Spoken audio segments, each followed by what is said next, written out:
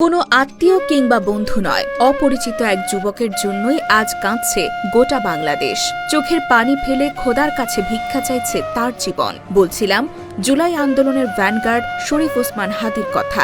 দল মত আদর্শ সবকিছুর ঊর্ধ্বে গিয়েও যে কাউকে ভালোবাসা যায় তা হয়তো হাদির উপর হামলা না হলে বুঝতে পারত না দেশের মানুষ। হাদি কোনো প্রতিষ্ঠিত ব্যবসায়ী কিংবা বড় কোনো রাজনৈতিক নেতা নন বড় পরিচয়ধারী কোনো ব্যক্তি। তার পরিচয় একটাই, তিনি আপামর জনতার নেতা, জুলাই বিপ্লবের অন্যতম কণ্ঠস্বর। তাই তাকে ভালোবাসে মানুষ, কাঁদে তার দুঃখে, প্রার্থনা করে সুস্থতার জন্য।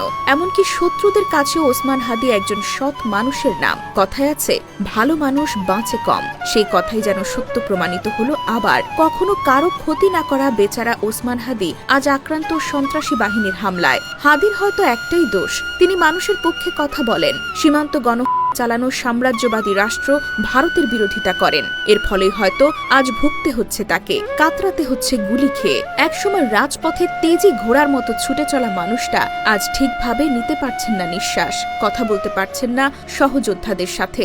অসহায় এই বিপ্লবী এখন অসাড় হয়ে পড়ে আছে হাসপাতালের বেডে, পাঞ্জা লড়ছেন সাথে। জুলাই বিপ্লবের মহানায়ক ওসমান হাদি জনগণের সেবার লক্ষ্যে ঘোষণা দিয়েছিলেন নির্বাচন করবেন। ঢাকা ৮ আসন থেকে স্বতন্ত্র প্রার্থিতা ঘোষণার পরপরই নেমে পড়েছিলেন ভোটের মাঠে। মাজায় গামছা বেঁধে করেছিলেন গণসংযোগের কাজ। ফজর থেকে মাগরিব, মসজিদ থেকে মন্দির, সবখানেই তিনি ছুটে গিয়েছেন ভোটারদের কাছে। শুনেছেন এলাকাবাসীর কথা, আশ্বাস দিয়েছেন পরিবর্তনের। পেশি শক্তিওয়ালা ধনী রাজনৈতিক নেতাদের মতো গাড়ি বহরে নয়, বরং পায়ে হেঁটেই জনগণের দরজায় কড়া নেড়েছিলেন হাদি। তার ছায়া মানুষ দেখতে পেরেছিল বিপ্লবী চে গুয়েভারা কিংবা ফিদেল কাস্ত্রোর মুখ, যার ফলে অল্প দিনেই তিনি জনগণের নিরঙ্কুশ ভালোবাসা পেয়েছিলেন। গণসংযোগ করলেও অন্য অনেক নেতার চাইতে আলাদা ছিল তার নির্বাচনী প্রচারণা। আগের দিনে প্রার্থীরা ভোটারদের টাকা দিলেও স্বতন্ত্র প্রার্থী ওসমান হাদির ইলেকশন ক্যাম্পেইনে দেখা গেছে এর ব্যতিক্রমী চিত্র। পুরনো নিয়মকে পেছনে রেখে এবার ভোটাররাই টাকা গুঁজে দিচ্ছিলেন প্রার্থীর পকেটে। এটাই হয়তো সততার শক্তি, সত্যের বল। তবে সবকিছু ঠিকঠাক চললেও ভারত বিরোধী এই কণ্ঠের এমন জনপ্রিয়তা মেনে নিতে পারেনি একটি নিষিদ্ধ সংগঠন। আদর্শ দিয়ে লড়াই করার বদলে তারা হাদির মাথায় ছুঁড়েছে পিস্তলের। জুলাই আন্দোলনের বিপ্লবীর এমন পরিণতি দেখে অনেকেই বলছেন শুধুমাত্র ভারত বিরোধিতাই হয়তো কাল হয়েছে তার জন্য, যার ফলে ফাঁকা মাঠে খেতে হয়েছে এই তরুণকে। তবে যে যাই করুক না কেন, হাদিকে মুছতে পারবে না কেউ। হাদি এক জ্বলন্ত লাভার নাম। খড়কুটো দিয়ে চাপিয়ে রাখার চেষ্টা করলেও একদিন ঠিকই তা জ্বলে উঠবে আপন শক্তিতে। এক হাদি মরে গেলে লক্ষ হাদি জন্ম নেবে, কারণ আদর্শ কখনো মরে না এবং মরবে না হাদিরাও। হাদিকে হামলার পর অনেক সময় গড়িয়ে গেলেও এখন পর্যন্ত গ্রেফতার হয়নি মূল সন্ত্রাসী। অনেকে বলছেন করার পরপরই ভারতে গা ঢাকা দিয়েছে ঘাতক। এমন গুজব ছড়িয়ে পড়লেও তা অস্বীকার করেছে বাংলাদেশ পুলিশ। প্রশাসন জানিয়েছে হাদির উপর হামলাকারীদের ধরতে সর্বোচ্চ চেষ্টা করছে আইনশৃঙ্খলা বাহিনী। ইতোমধ্যেই সন্ত্রাসীদের বহন করা মোটরসাইকেলটি জব্দ করেছে পুলিশ। গ্রেপ্তার করা হয়েছে বাইকের মালিককে এবং ধরা হয়েছে সন্দেহভাজন আরও 2 জনকে। এমনকি হাদিকে হত্যা চেষ্টাকারী আততায়ীকে ধরে দিতে 50 লাখ টাকার লোভনীয় পুরস্কারও ঘোষণা করেছে ইন্টারিম গভর্নমেন্টের স্বরাষ্ট্র উপদেষ্টা জনাব জাহাঙ্গীর আলম চৌধুরী। আমার ছেলের সাথে না হাতিয়ার হুজুরের লগে কি একটা ঝামেলা হয়েছে, আমি তা জানি না। হিগে যা বলছে তার আমি শুনছি। শোনার একদিন পরে হে রাত্রে মানে হিগারে হত্যা করা হয়েছে, জবা করছে, চুরি দিয়ে জবা করা হয়েছে, হত্যা করছে হে রাত্রে। আমি আর যে হুজুরের জিজ্ঞাসা করব বা এই সময় আমি আর হাই না। হাতিয়ার হুজুরে চাই ওই দিনও কইছে হাতিয়ার হুজুরের আকাশে হাতিয়ার হুজুরের। আমি ওই শুনে থানার সামনেও কইছি, আরে কইছি যে নাই, সেদিনও কইছি হাতিয়ার হুজুরের জড়িত আছে। তবে সকল অভিযোগ অস্বীকার করেন হাতিয়ার হুজুর আব্দুর রহিম। যে বিষয়টা বলছে ওটা আসলে আমি তার সাথে কথা বলতাম, এই দেখা গেছে একদিন ছেলেটা অন্য ছেলেদের সাথে মসজিদের মধ্যে কথাবার্তা বলে দুষ্টামি করার সাথে নিয়ে ওটা আমি একটু সরাই দিয়েছিলাম। ও মনে হয় আমার সাথে ওইখান থেকে একটু মন মালিন্যতা মনে হয় আমার সাথে কথা বলে না, ও নিজেই মনে হয় কথা বলে না এরকম। চারপাশে শুনশান নীরবতা। গাছের পাতা না নড়লেও মৃদু বাতাস যেন জানান দিচ্ছে স্বজন হারানোর শোকবার্তা। এই নিস্তব্ধতা ভাঙল অস্পষ্ট কান্নার শব্দে, যা ভেসে আসছিল আব্দুল বারেক ব্যাপারী বাড়ির পারিবারিক কবরস্থান থেকে। সেখানে একটি কবরের দিকে দৃষ্টি স্থির করে দাঁড়িয়ে রয়েছেন ওবায়দ হোসেন। 2 বছর পূর্বে পানিতে ডুবে মারা গেছে তার শিশু সন্তান। আর গত 27 অক্টোবর রাতে মাদ্রাসায় ঘুমন্ত অবস্থায় নৃশংসভাবে খুন করা হয়েছে তার 14 বছর বয়সী আরেক ছেলে নাজিম উদ্দিনকে। মধ্যবয়সী এই বাবার নির্বাক চাহনিতে পুত্র বিয়োগের সেই বুক ভাঙা আর্তনাদ যেন স্পষ্ট ফুটে উঠেছে। ছেলেকে আলেম তৈরি করার স্বপ্ন দেখতেন বিদেশের মাটিতে হাড় ভাঙা পরিশ্রম করা এই বাবা।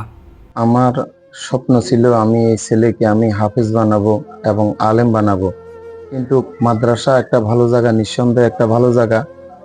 আমার ছেলে যেভাবে ছাগল গরুকে জবাই করে আমার ছেলেকে সে একইভাবে একই কায়দা আমার ছেলেকে জবাই করে হত্যা করেছে।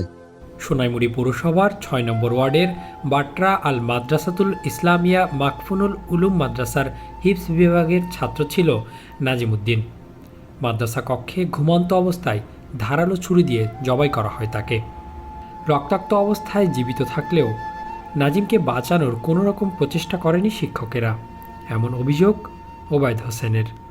আমার ছেলে হুজুর হুজুর 3টা ডাক দেওয়ার পরে উঠি বসে গেছে, বটি যে হুজুরের এই মাথার পাশে যাইয়ে ওখানে যাইয়ে বসে গেছে হুজুর হুজুর বলে। হুজুর তখন লাফ দিয়ে উঠছে, উড়ি যখন দেখে নাজিমকে জবাই করে দেওয়া হয়েছে, তখন হুজুর এই লাইট দিয়ে তখন নাজিমকে বাঁচানোর জন্য কোনো চেষ্টা না করে হুজুর রুম থেকে বাইরে যেয়ে পাশের রুমে আরেকটা হুজুর ছিল, ওকে ডাক না দিয়ে আরো 2টা রুম পরে অন্য হুজুররা আছে, ওই হুজুরদের কাছে গেছে ওদেরকে ডাকার জন্য। হুজুরটা যখন আসছে তখন দেখে নাজিম এখনো জীবিত, বড় বড় করে শ্বাস নিতেছে। এরপরেও নাজিমকে একটা গামছা দিয়ে হোক, একটা তোয়ালা দিয়ে হোক, গলায় ফেঁস দিয়ে তখনও ধরে নাই।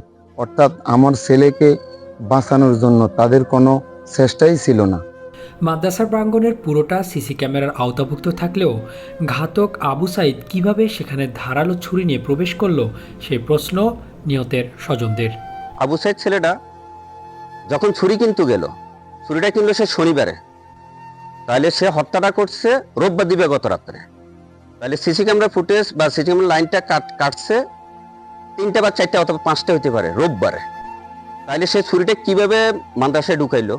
সে কি কাপড় ফেঁসায় নিল, নাকি সে আপনার কাগজ দিয়ে ফেঁসা নিল, না সে পাঞ্জাবির ভিতরে করে নিল? সেই ফুটেজটা আমরা এখন পর্যন্ত দেখতে পারলাম না। সেই ফুটেজটা কোথায় রইল? মাদ্রাসা কর্তৃপক্ষের নানা অবহেলাকে দায়ী করছেন প্রতিবেশীরা। এখানের মধ্যে শিক্ষা প্রতিষ্ঠানগুলোর মধ্যে আমরা দেখি জায়গায় এই প্রতিষ্ঠানগুলোর মধ্যে ছেলের ফলাফানেরা টানে, ছাত্ররা টানে, বাড়িতে ধান উঠায়, চাইল উঠায় এই প্রতিষ্ঠানগুলোর মধ্যে। এই যে একটা জিনিসকে এরা ছুরি দিছে ছাগল জবাই করতো। কিছু কিছু মাদ্রাসা এমনও দেখতেছি ফলাফানটা দিয়ে পড়ালেখা করার জন্য মাস শেষ টাকা দেয়, সেই ফলাফানটা দিয়ে কি করে চাউল উড়ায়, ডাউল উড়ায়, এগুলি উড়াইতে ফলাফানটা দিন দিন তো এইভাবে তো ফলাফল নষ্ট হইতেছে, খারাপ হইতেছে। আজকে একটা মাহফিল হলে কি যাদের কাছে দণ্ডার্থ ব্যক্তিরা কি দেয় না? যার যতটুকু সমর্থন যতটুকু দেয়, ওদেরকে কেন এই ধরনের কিছু করবে?